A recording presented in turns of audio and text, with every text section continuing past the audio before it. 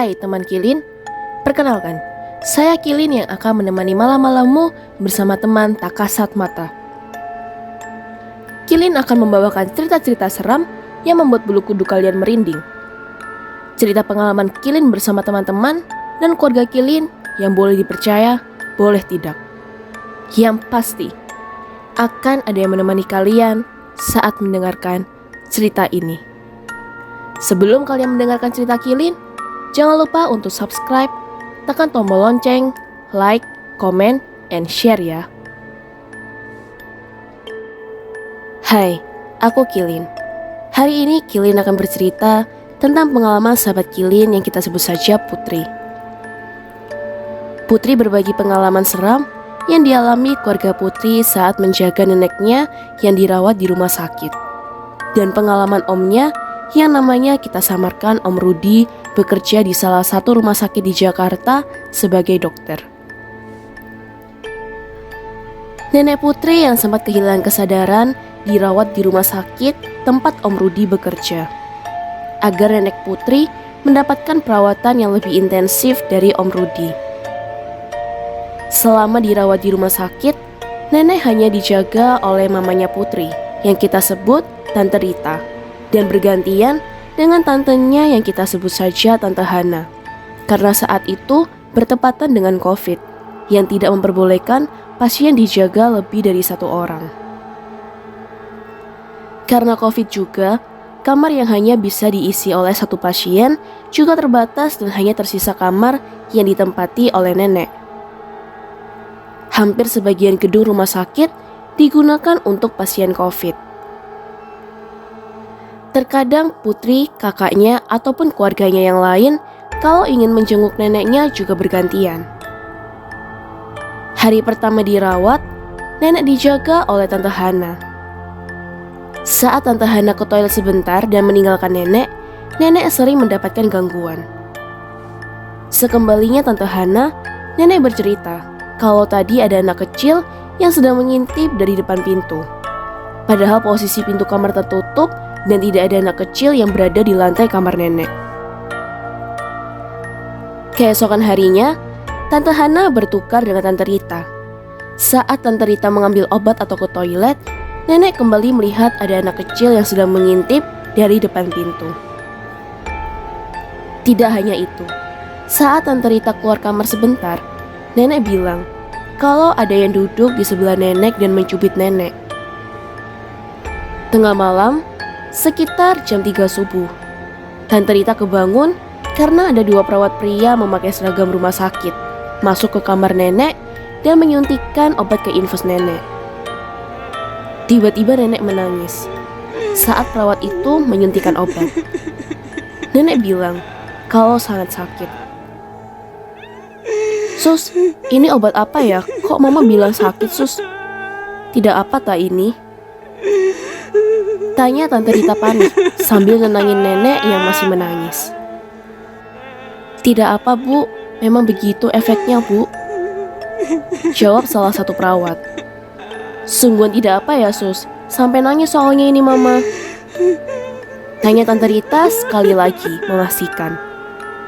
"Iya, Bu," jawab perawat itu kembali. Tante Rita mencoba percaya apa yang perawat itu bilang, dan ia fokus untuk menenangkan nenek. Keesokan paginya, Tante Rita bertemu dengan saudaranya Om Rudi. Tiap pagi sekitar jam 10, selesai berkunjung ke pasien, Om Rudi menjenguk dan memeriksa kondisi mamanya. Hari itu, nenek masih dijaga Tante Rita karena Tante Hana ada urusan, jadi tidak dapat menjaga nenek.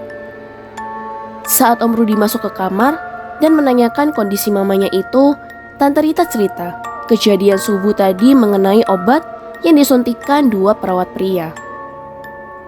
"Hah? Perawat pria? Lagian Kak, jam 3 subuh itu tidak ada perawat yang datang ke pasien untuk menyuntikkan obat," ucap Om Rudi. Om Rudi juga bilang kalau yang jaga malam di rumah sakit tempat ia bekerja biasanya perempuan. Adapun perawat pria yang jaga malam, tapi biasanya untuk keperluan praktek dan lainnya. Sore harinya, Om Rudi kembali ke kamar untuk menemui Tante Rita dan bilang, "Kak, aku sudah tanya sama perawat yang jaga tadi malam. Perawat pria siapa yang datang ke kamar Mama dan menyuntikkan obat ke Mama?" Perawatnya bilang, kalau semalam tidak ada perawat pria yang jaga dan tidak ada juga perawat yang masuk ke kamar Mama.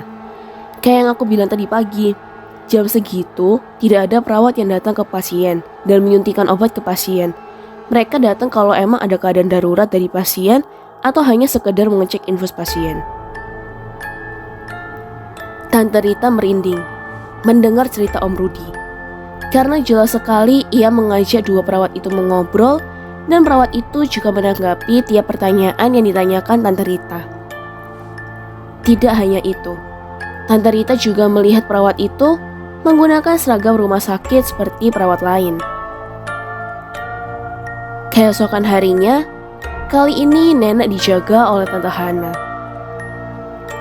Lagi-lagi, nenek mengeluhkan anak kecil yang suka mengintip nenek dari pintu, dan juga ada yang kembali mencubit nenek.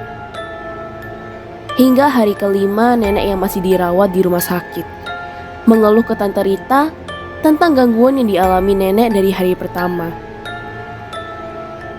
Kali ini nenek bilang kalau ada yang menyiramnya menggunakan air, dan Tante Rita pun melihat kasur yang ditempati nenek basah. "Permisi Bu, waktunya minum obat," ucap suster yang masuk ke kamar nenek.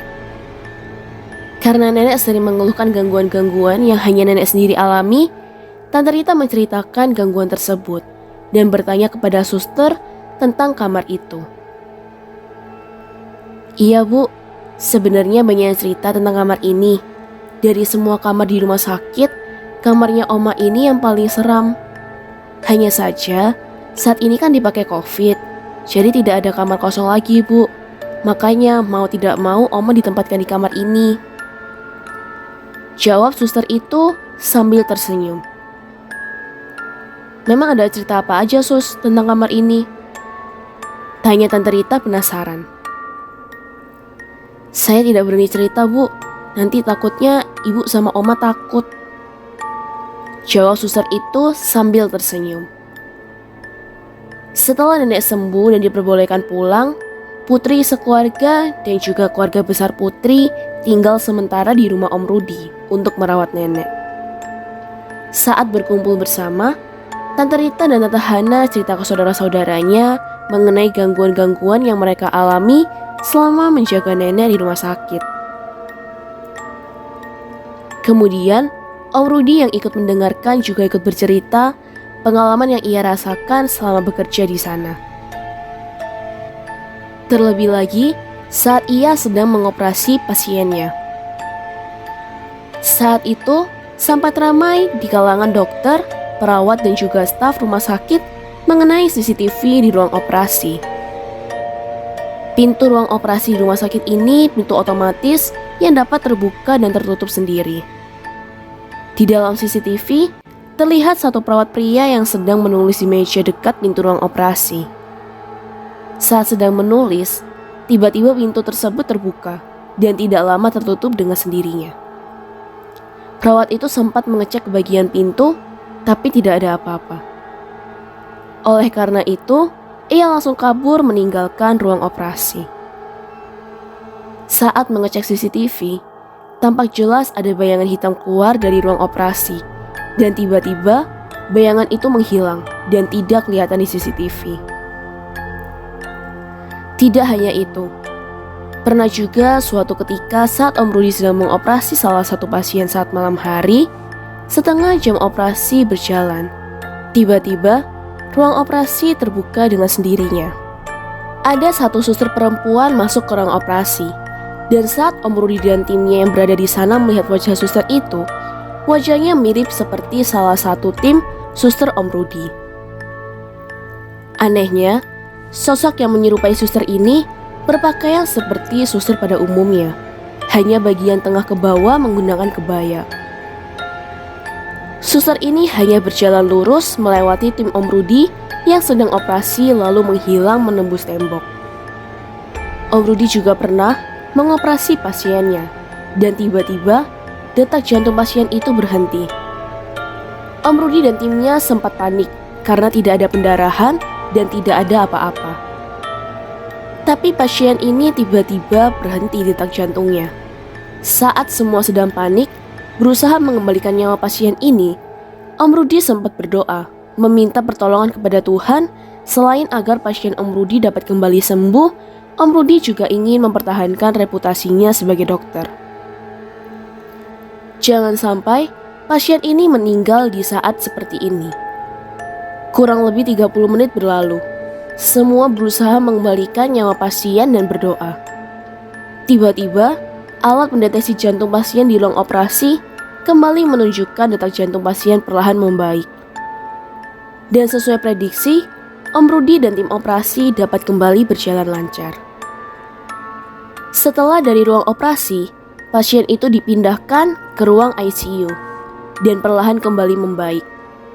Tidak lama setelah itu, pasien ini dipindah ke ruang rawat inap. Saat Om Rudi memeriksa keadaan pasien ini, pasien tersebut bercerita kalau di ruang operasi ada bayangan putih yang tiba-tiba menariknya dan seperti mengatakan sesuatu. Tidak tahu mengatakan apa.